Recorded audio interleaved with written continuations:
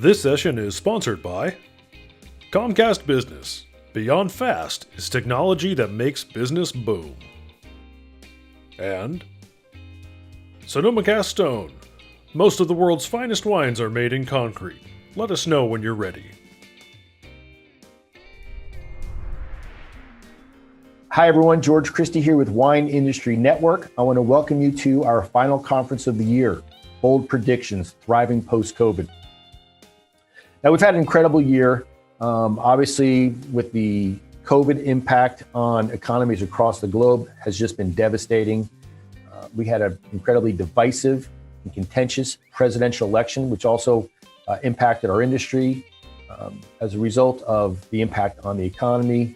And of course, locally here in the north coast of California, another fire event to contend with that occurred right in the middle of harvest. So an incredibly difficult year, but our hopes are that after listening to today's conference, you will get a sense of what recovery might look like and what we can expect to experience in 2021. Now, we've got three great sessions today. One is dedicated to looking at the state of the grape and bulk wine market. We've got another session that's really looking at the marketplace, how consumer behavior has been impacted, channels to market have changed, and what the future might look like from that perspective. But we're going to start today with looking at the economy, an economic overview, what's in store for the next 12 months. This session is going to be presented by Dr. Robert Eyler. Dr. Eyler is a professor of economics and Dean for the School of Extended and International Education at Sonoma State University. Now, before I introduce Dr. Eyler, I want to first thank our sponsors, Comcast Business, Beyond Fast, and Sonoma Cast Stone Concrete Tanks. Both of these companies we worked with for many years.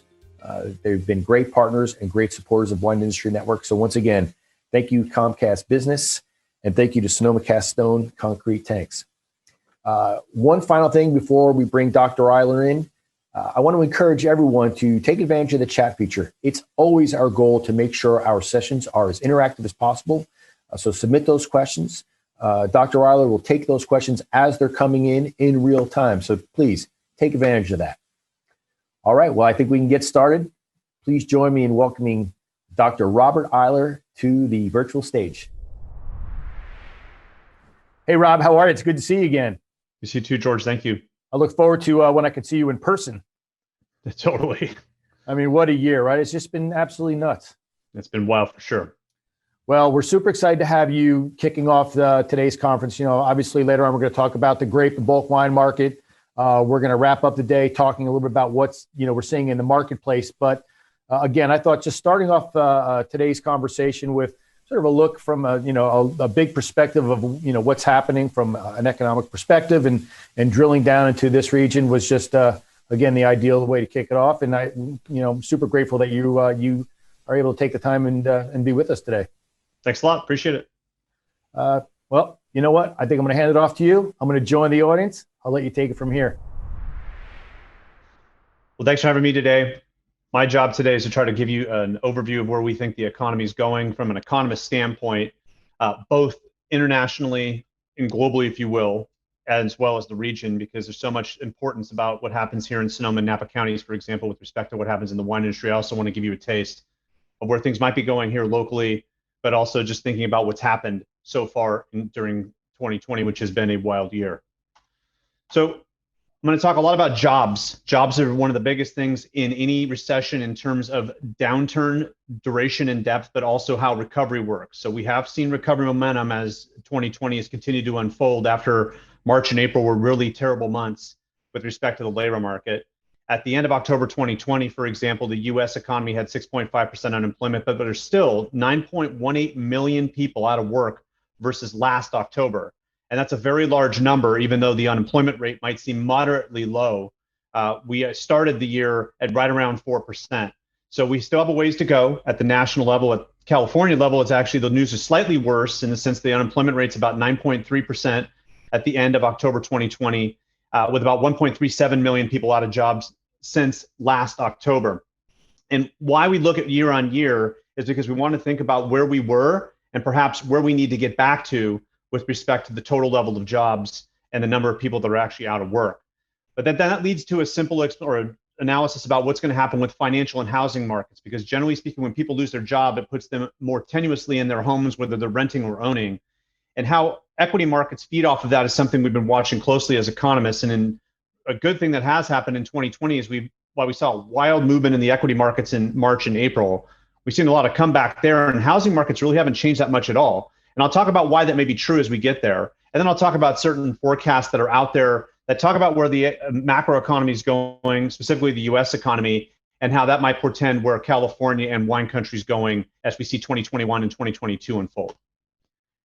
A couple things that are brewing, just to think about what's coming, is that we've been waiting for Congress to give a second round of so-called federal stimulus money, and that hasn't happened yet. We're hearing a lot of things that are supposedly happening in Congress and in DC, but we'll see if any of that fruit is born by the end of the year. They do need to come up with something in terms of a spending package by December 11 and agree.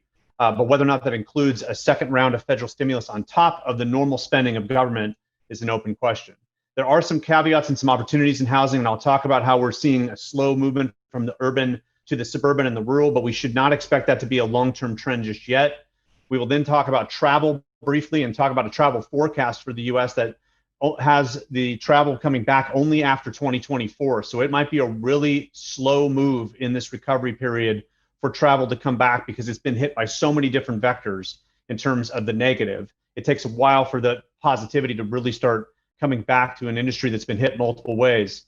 But we'll also be watching locally to see how many businesses that support tourism remain in our marketplaces. And I'll talk a little bit specifically about Napa County, because Napa County's actually had some anomalous activity in terms of its ability to retain its retailers, and also ultimately to get its occupancy rates back in hotels, albeit at a smaller level of revenue. And that's something to watch as far as the sustainability of these so-called concentric circles around wineries and tasting rooms. If people come to visit, what supports them after they've come to the tasting room? That's a critical factor in drawing people in and keeping them locally in wine country. And ultimately, folks, it's going to take vaccines to get us 100% out of the woods. So we're hearing a lot of talk. We really need to see those things come to fruition and see the efficacy of those vaccines generally in the United States to feel like the shadow is finally lifting and we'll see the light at the end of the tunnel. Also, be sure to use the chat functionality. If you have any questions from here, I will be answering during the presentation to a certain extent through the chat function. So please use that if you have any questions as we go. So folks, an economist looks at recovery in the following way. We need businesses to remain stable, meaning that we need a certain capacity of the economy to produce goods and services. And then with that capacity growing, or at least stabilized, we will see people get back to work. And the sum of those two parts are generally the reasons why we see stable labor and housing markets where we live. And now there are some caveats to that. For example, in the current situation, we have seen some labor force shifts, and we know that people are moving around based on either the portability of their job or the lack of a potential job in the near future where they live. But those shifts generally sort themselves out by where people see their economic opportunities at the highest level. And it's unlikely that California will see any kind of long-term spell of people moving away from California or having major mobility within the state. But we're watching that closely to see if we, especially in our urban areas, if we start to lose local residents and ultimately workers that live maybe 25 miles from the urban area that utilize the urban area for their job. We may also see more automation, and this is something that's a trend that's been coming for some time. We may see wineries become a little bit more automated as a result of this, and even vineyards become slightly more automated because of the lack of potentially trained labor or just the general lack of labor on the other side of this episode. But this is generally how economists view recovery in terms of you need both businesses and to be stable and workers to come back as a result of that business stability. One of the ways we measure how labor force and ultimately how unemployed workers are coming back is to know how they've been unemployed. This recession has been somewhat different than past recessions, and I'm just going to show you the Great Recession because of the volume of job losses in this recession. It's good to look at the one that just happened because it was also a relatively large one in terms of comparison. You'll see how much different these two are from each other with respect to how people lost their job.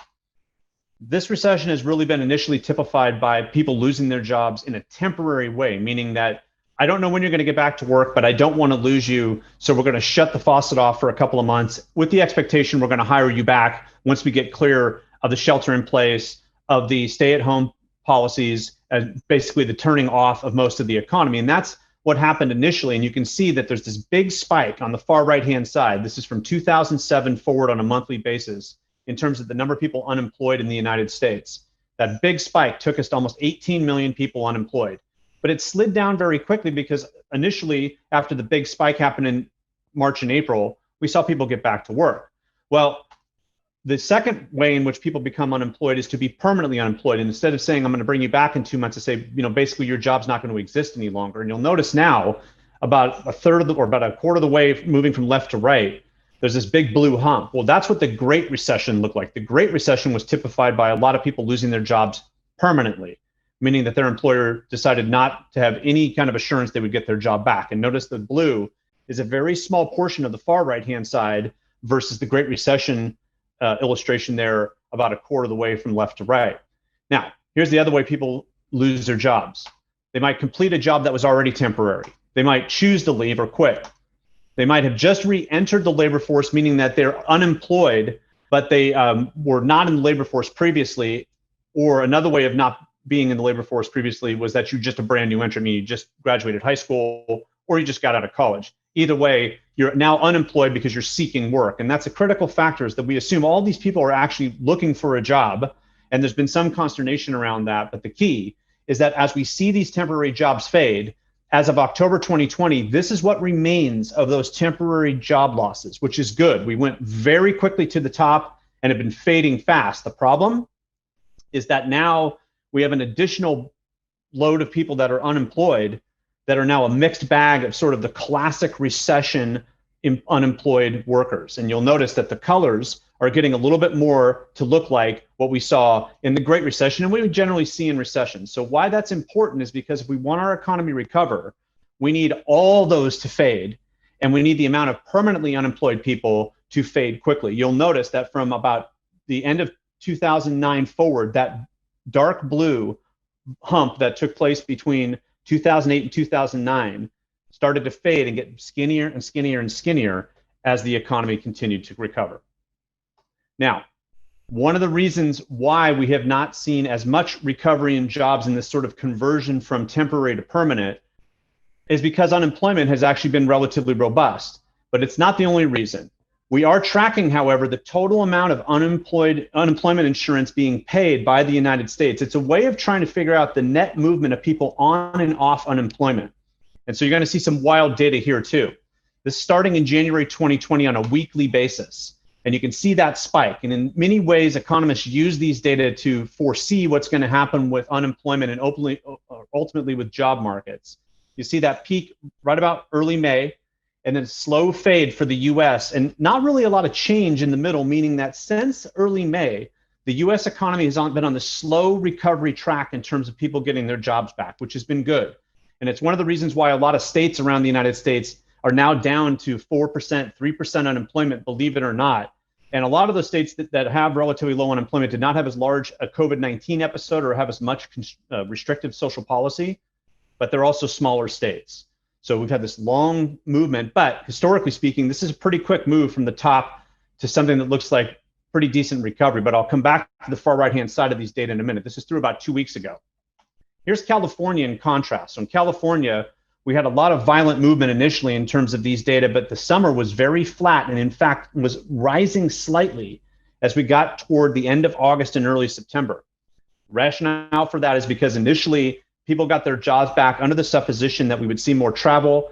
The California seasonal employment would actually kick up because people were going to turn the corner in summer with respect to getting around this issue, and it didn't play out that way. So we saw a slight increase in the number of people losing their jobs against the people who were getting their jobs back at the end of summer. And then the economy started to have a little bit more recovery momentum. We got through that very small second wave in summer, and we saw some growth in jobs. And that's what we've seen since about late September. And you can see that the black line has been fading basically at the same gradient, if you will, or slope as the blue line. And California's seen relatively strong jobs recovery since September. Now, what you'll notice on the far right-hand side is that that slope is starting to flatten a little bit. And part of that's because we've seen cases rise and people are losing their jobs again. Not quickly, but they're starting to lose their jobs again.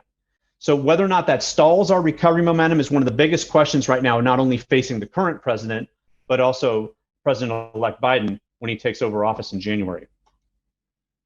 Let's now look quickly at incomes growth. So this is the reported growth when you hear it in the newspaper. Gross domestic product or income growth in the United States is usually reported as a quarter-on-quarter growth, and there's been wild movements in 2020 historically, and you'll see that now. This is from 1990 forward on a quarterly basis, and you can see when this black line dips below zero, or you see a spike downward, it usually comes in one of those shaded areas, which is where the last few recessions have happened. On the far right-hand side, you can see what's happened since 2020 unfolded, way down in quarter two, way up in quarter three, which is the last quarter we have. But you can see it's still in that shaded area, meaning that we are still technically in the midst of a recession. Now, what's more important is actually looking at 1 year ago and where we are with respect to income. And that's what those same data look like, not looking quarter to quarter, but actually looking year to year. And you'll notice that the recessions are a little bit more explicit on this graph. You'll notice that the dot-com recession, which is the second shaded area from left to right, actually never really went negative, in the sense that we really had a quick pop in the economy that was downward, and a lot of it was financial, and then we grew again. But the last recession, the so-called Great Recession, you could see that very strong dip down, similar to what's happened this time. But the difference, and this is why this is a key reason why I'm showing you this graph. Notice the space that exists between the initial dip down in the Great Recession, the third shaded area, the really deep cut number there in black, about 2/3 of the way from left to right, versus this time way down and way back up. So President Trump talked a lot about a so-called V-shaped recovery. These data kind of illustrate that V-shaped recovery with one big caveat, and that is we're still negative. So one of the things to watch very closely is what the fourth quarter and the first quarter of 2021 look like. The fourth quarter of 2020, we probably will have some positive movement and creep up closer to zero. But if we don't continue recovery momentum through the winter, it's going to flatten that line out a little bit, and then it's going to make the duration of the current recession a little bit longer than maybe it would have been otherwise. And that's what's so important right now about the federal stimulus money, is if we don't see that money come to fruition, it might hold up some of that recovery momentum that looks more V-shaped and then flatten that line out. And that's critical for the American economy to get back closer to where we started this year, and in a sense, get out from under the shadow of COVID-19. From a forecast standpoint, the Philadelphia Federal Reserve does a survey every quarter of economists whose job is only to look at the US economy every day of the week and think about where it's headed. And those 40 economists that are part of that survey provide these data as the middle of their forecast, or what they think is the most likely outcome, in two major areas. One is the growth we just saw in terms of income, but also where the unemployment rate will be, or where the jobs market is likely to gravitate. The first column is the last quarter's forecast. The second one is the current forecast, and this is about 3 weeks old, looking basically forward into quarter four 2020 and the next 4 quarters, and then the next few years. So you'll notice that the last quarters, the quarter three forecast looking over the same time horizon, was slightly better at the end of 2020, about the same at the beginning and middle of 2021, but has moderated somewhat. And the reason why it's moderated as of this quarter is because we have not got that federal stimulus money home. The original forecasts were a little more robust because we assumed that we would have more cash moving from the government to people, stabilizing their lives, as well as to businesses. That has not happened. So those forecasts are moderating a little bit because we have not seen more money come. Now, from a job standpoint, in fact, these forecasts are assuming that the jobs market is going to speed up. And in fact, the jobs market has been a place where it's confounded economists, because a lot of us did not think that we would see as quick a movement in terms of where we were with respect to unemployment to where we are. But it'll be intriguing to watch and see if, in fact, unemployment rates get close to where we started this year, maybe by the end of next year, and how much flattening or how much continued growth we see, especially if we kind of sputter through the winter and potentially the early spring. But for right now, these economists are seeing by the end of next year being under 6% unemployment, so not an enormous amount of additional job growth this coming year, but part of that's because people will be coming back into the labor force, increasing the number of people unemployed initially at the same time that some folks are getting their jobs back. And that's really what is seen here in terms of why 2021 looks relatively flat from a labor market standpoint, but more productive from an income standpoint, because people are recovering, people are spending, and we're just seeing more business growth as a result. Now, annually going through 2023, this is what it looks like. And what's critical here is the negative number in 2020 is shared by almost every economist on planet Earth who does this kind of work. But the next few years are positive, so that's good. It means that recovery looks like it's nothing going to keep recovery from happening. On the labor market side, the end of this year, we're actually going to easily beat, I think, 8.2%. But it'll be intriguing to watch and see what happens on average next year and the following years. You'll notice here that they have us back at 4.6% unemployment by the end of 2023, which suggests that we're not quite going to recover as the American economy is concerned before the end of 2023. Now, that's important. It means we're basically going to have a 4-year time period that was lost because of COVID-19 in our economy, minimum. And most economists share that 2023 will be the year where we feel like we're basically getting back to square or just about there. Well, other forecasts are maybe a little bit better, and it kind of depends on which ones you look at. The IMF is slightly better. The New York Federal Reserve does one that's slightly more pessimistic, but the initial movement on these forecasts were looking better during the summer, and it faded a little bit because of the things I talked about with respect to federal stimulus and also the increase in cases. This delay is going to be something to watch very closely because it could actually start to affect financial markets, and that's critical. And I'll talk about more of that in a second. But think 2024 before it's all said and done, which is about half the time that we recovered in the Great Recession, but it's still a deep, deep cut. Okay, let's talk about financial markets real quickly, because in the wine industry, what's intriguing is whether or not people buy wine because they feel more wealthy or because they have more income or some mix. And so we do watch financial markets when we think about wine consumption and really where the future of the wine industry is going. This is the S&P 500 over the last 20 years, a little bit more than 20 now. And you can see 3 recessions have happened since January 2000. We had the dot-com recession, which forced financial markets down relatively quickly, but then they got back up during the first decade of the new millennium. And then we saw another big cut in the Great Recession. And then we've seen some wild movement in the last 4 years during the Trump administration. You'll notice the big cut that took where that third shaded area is. You'd start at 3277, basically mid-February, big deep cut to the bottom, about 2,652 on the S&P. But recently it's actually broke 3,500. So all that craziness that took place from basically the mid part of March forward, we're almost on track as if nothing happened with respect to financial markets. And of course, there's a lot of intricacies inside the financial markets right now, but the bottom line is that for some reason, and it may be mysterious to a lot of economists, it's also mysterious, how the financial market's holding up like this when the job losses have been as big as they have been. There's so much uncertainty with something we can't easily control yet because the vaccines aren't ready to go. How are the financial markets playing this out? The 2 major reasons are the following. This is what economists have boiled it down to. One is that the sharpness and then the quick return started to provide expectations that as far as the larger firms that drive the financial markets, they were going to be okay. And this is one of the beauties, at least in the case of preserving your wealth, to having this much exposure to technology within the equity markets. Those firms became the centerpiece of our lives suddenly, between this device we're using now with respect to Zoom, Slack, which is now sold at some ungodly amount to Salesforce, things like Salesforce to try to keep in contact with your clients and your customers, things like Facebook, Instagram, Google, Amazon, all those have become larger parts of our lives because we haven't been able to leave home. The second part is interest rates were cut very deeply, and interest rates being cut help financial markets in the expected rate of return on the stocks you hold. So the combination of those two were kind of a perfect storm, if you will, to keep financial markets either stable or rising, and that's exactly what's happened. But there was an initial cut, and people thought it was going to go very deep.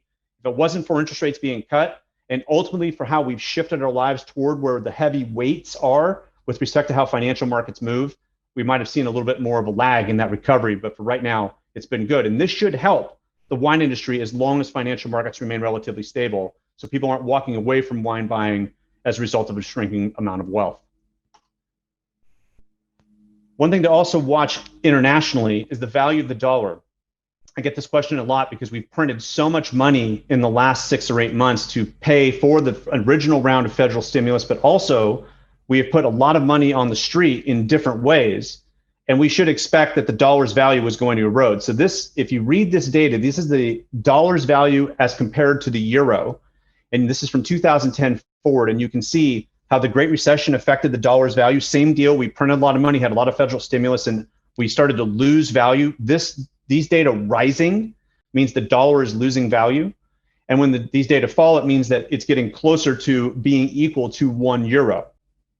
Well, you can see, and I'll now shade that area, over the last 6 or 8 months, we've seen a quick increase in the value of the euro versus the dollar, or a fade in how valuable the dollar is versus the euro. And why that's important is that if your winery sells wine worldwide, it might be now seen as slightly more competitive with respect to European wine, because it should be, at least in terms of currency exchange value, marginally less expensive.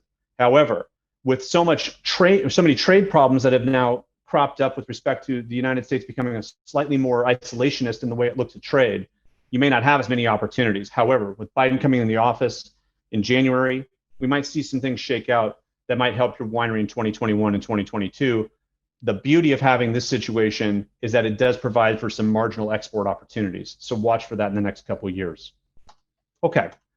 So I've said some of these already. I just talked about trade deals maybe getting a little bit better, and it should also see some reduction of this tariff threat and or the explicit tariffs that we've seen, because Biden will want to see some of that stuff come down and become a little bit more integrated internationally.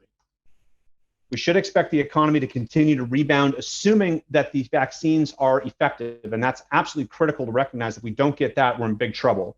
But part of that should help general wine consumption stabilize and potentially rise a little bit after what we've seen in 2020.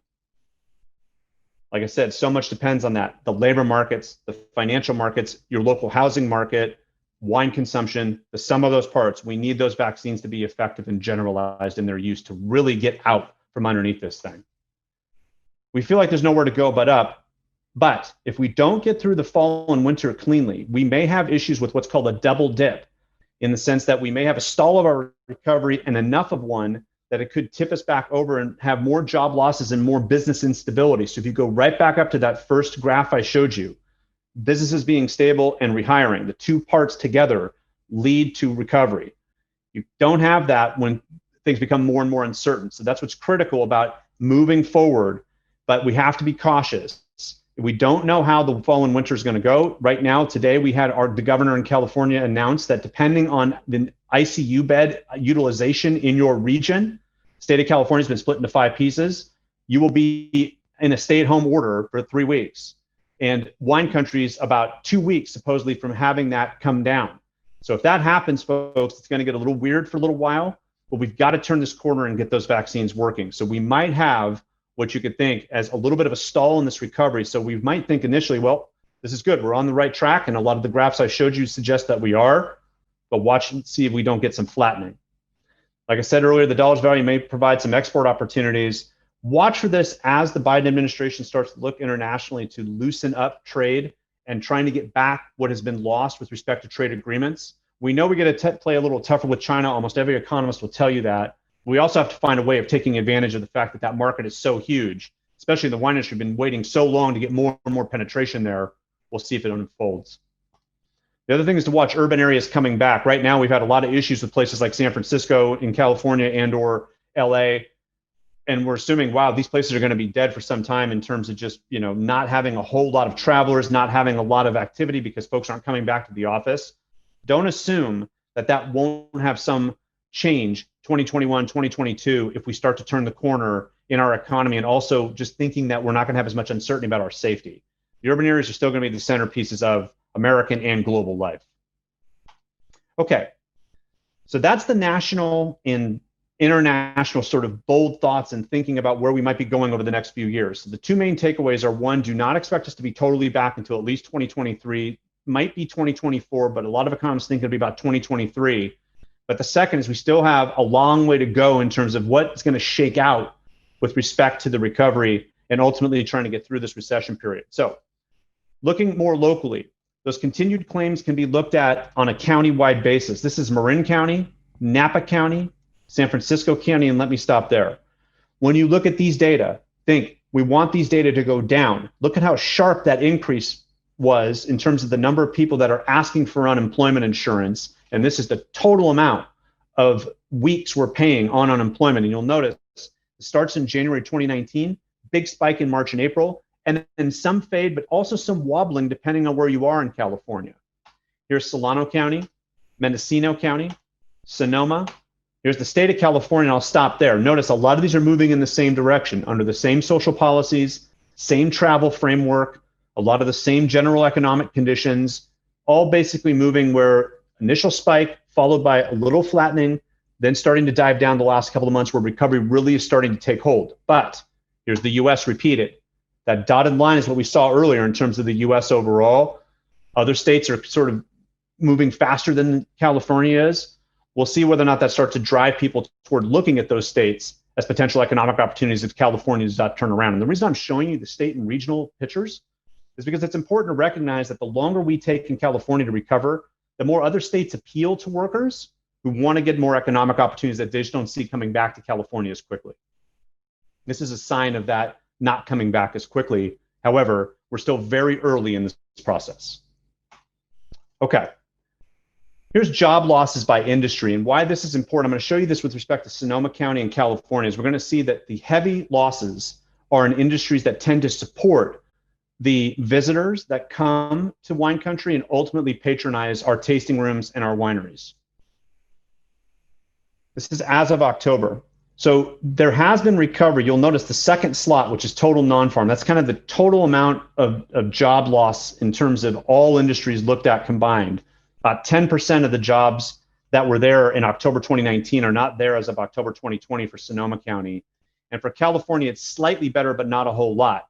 But if you go to the right, third from the right is leisure and hospitality. This is hotels, bars, and restaurants primarily.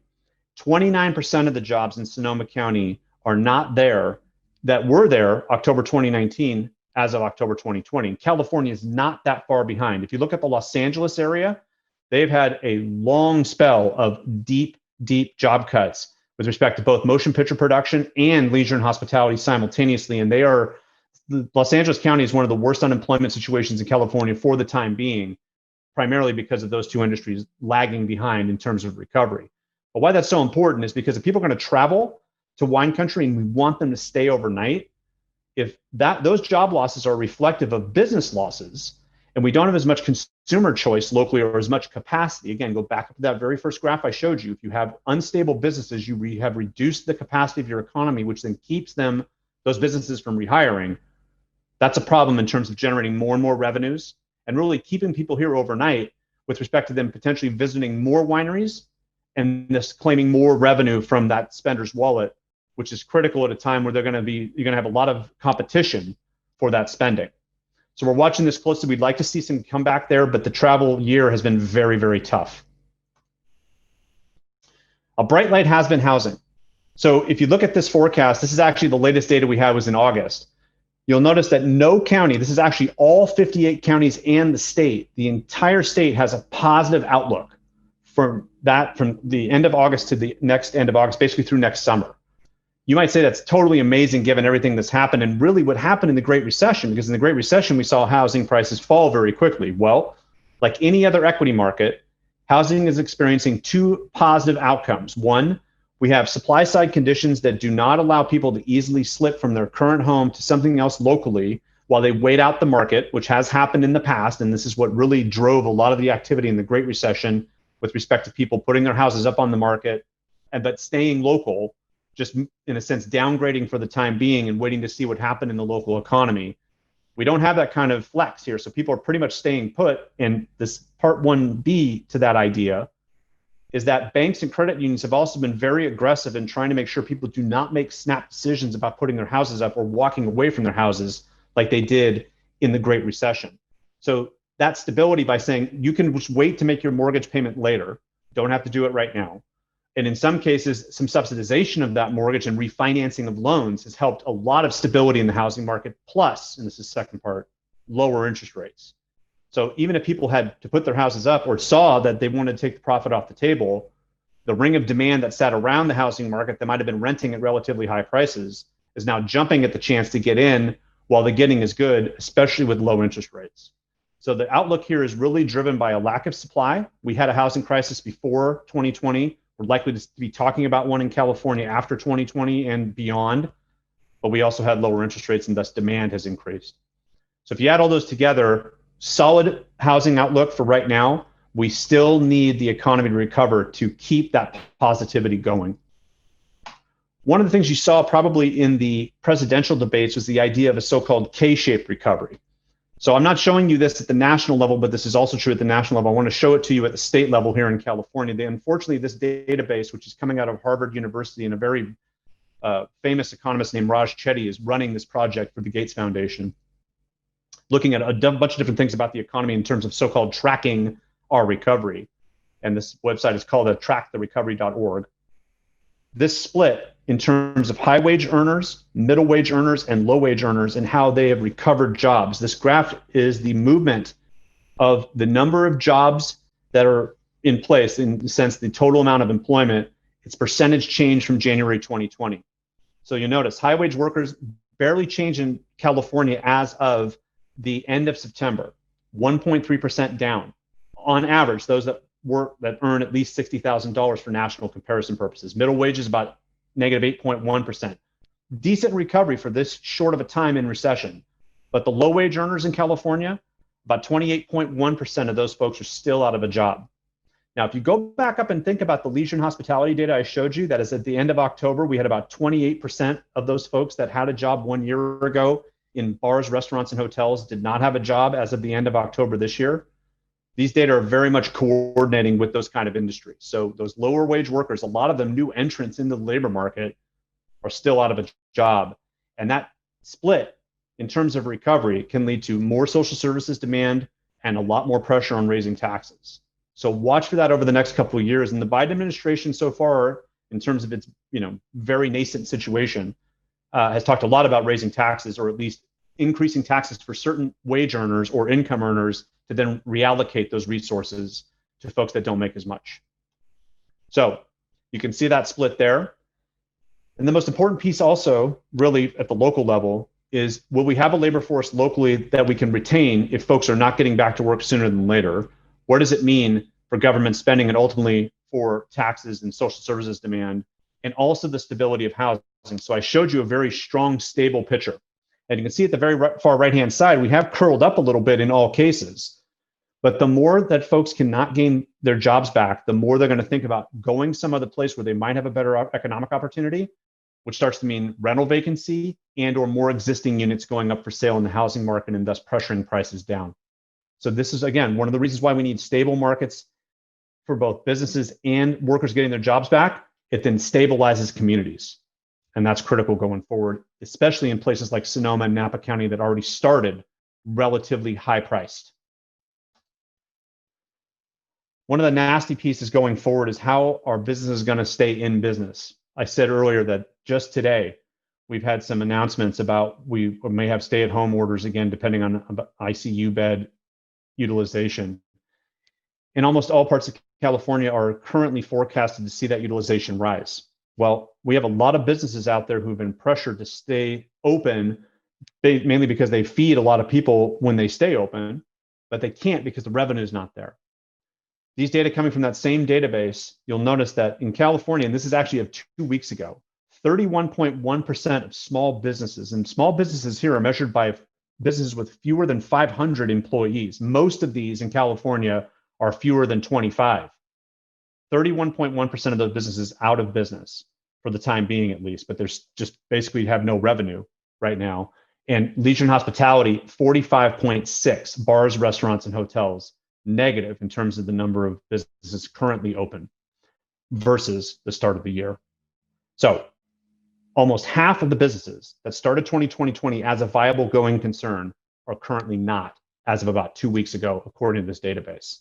That's a heavy thing to watch going forward, and whether or not our local downtowns will be able to support tourists, support the local residents in the same way, and ultimately allow more people to come into tasting rooms and wineries as we've seen in the past. So we're watching this very closely locally. The data are a little tricky to find, and a lot of this is cobbled together by big data, but it's an indication that anecdote, the horror show that businesses are basically experiencing right now because of this long spell of uncertainty and also rising costs to remain open, might be playing out in their ultimate closure.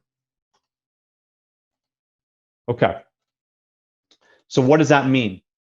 Well, for Napa and Sonoma counties, or let's say wine country generally, we're going to watch very closely to see if restaurants and hotels start to close. We're going to watch very closely to see if prices don't initially adjust when demand comes back. So one of the things to watch for is that we're going to see a lot of price deals probably in 2021, but 2022 and 23 might see where there's certain restaurants, hotels that start to take over a little bit more market share and start to increase those prices a little bit more quickly, which is probably good for them, but it might also lead to some consumer pinches in terms of what they spend when they come to your winery. But the other thing, and this is true across the board, the cost of doing business is going to rise. And what we're watching closely to see is that the governor's office and the president's office in DC starts to think about more taxes. How does that act as another nail for local business in terms of their ability to stay in business? Even if they got through this, they know cost of operations are going to rise because we're going to have this shadow of cleanliness over us for some time. Watch for that too, especially in places where we gather, which is almost the entire supply chain of the tourist consumer in the wine industry. Restaurants, hotels, tasting rooms, winery tours, you name it. Now we're going to talk about hotel occupancy and what the tourism industry calls revenue per available room. I'm going to do it with a local look in the sense that for wine country, you're going to have access coming from all over the place in terms of our region. And thus the occupancy and the flow of people coming out of San Francisco is important as much as folks staying overnight in Sonoma and Napa counties. So for San Francisco County, their occupancy is about a third of what it was, or what it is, I'm sorry, in terms of what the available rooms are and actually seeing overnight stays in October. But last October was 88.6. That's the number next door to that 33.7. For Napa counties, we'll see in a minute, it's higher, but the revenue per available room, that $134 in San Francisco, is critical. Will smaller hotels survive as a result of that low? And what's funny about that, here's Napa County's occupancy rate, and here's their current so-called RevPAR in 2020 at the end of October, about the same as San Francisco. You say, well, if they can survive, so should those in Napa, should be able to make it through. Well, here's the deal. If you look at what happened last year, this is the 2019 number, 314 per available room and about 77.7% occupancy in Napa.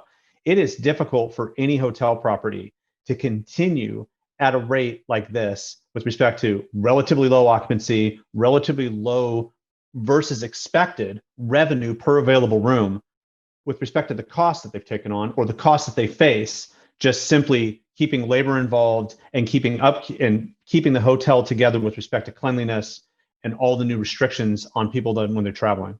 So we're watching closely to see if we continue to watch and occupancies rising.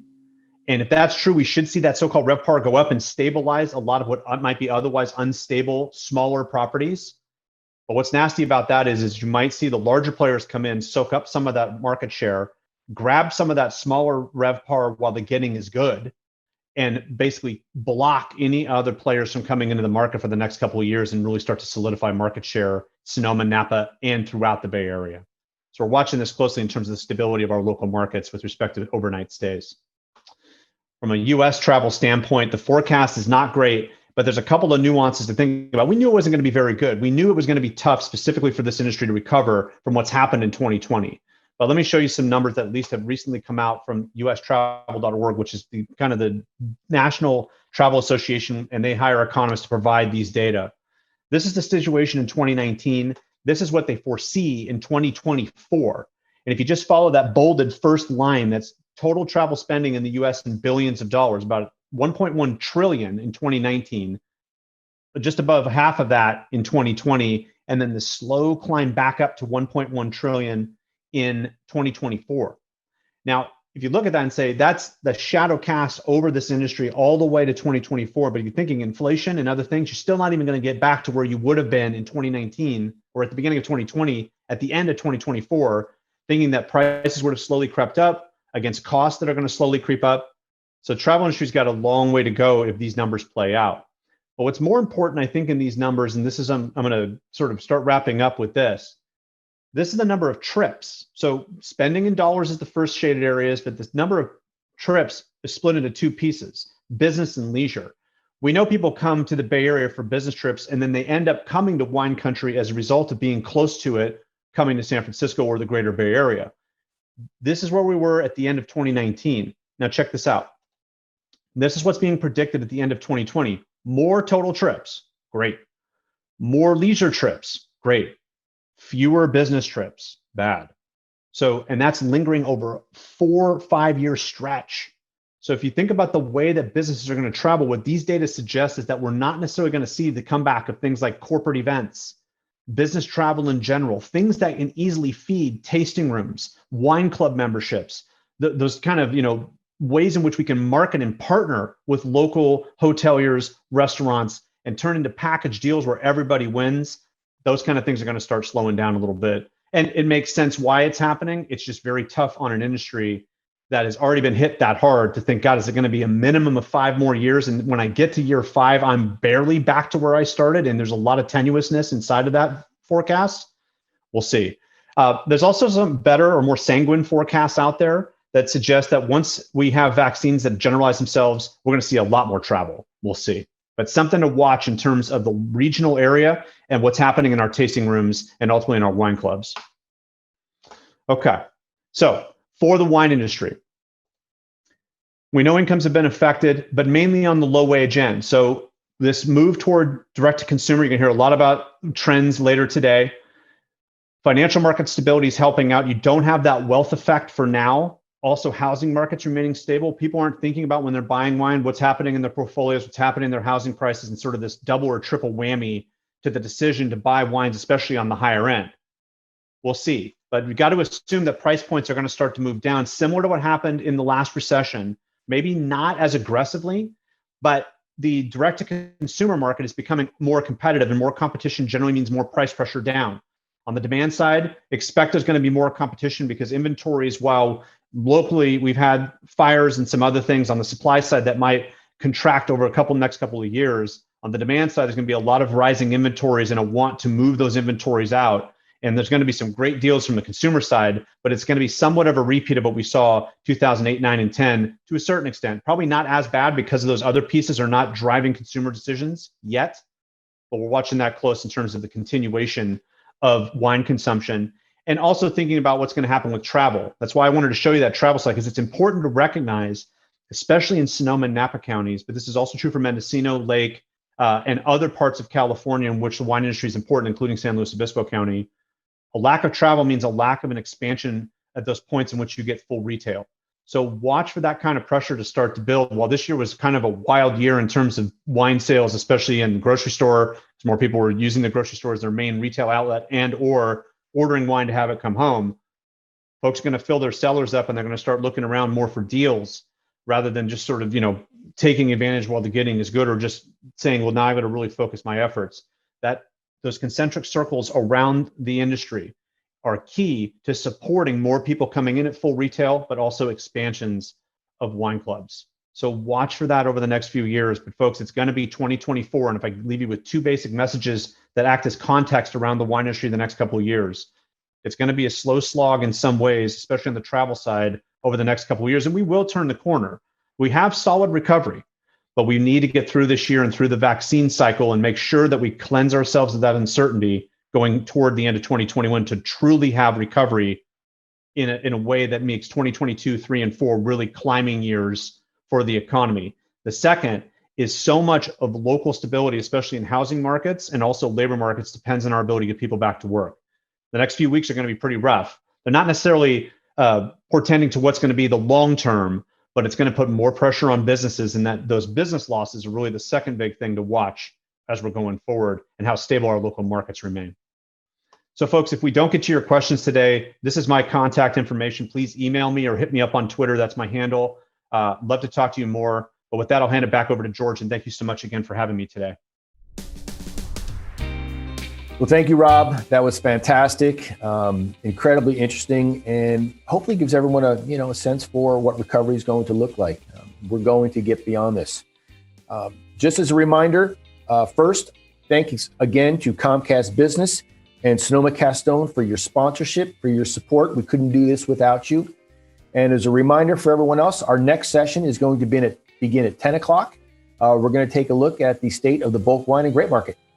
Thanks for being with us.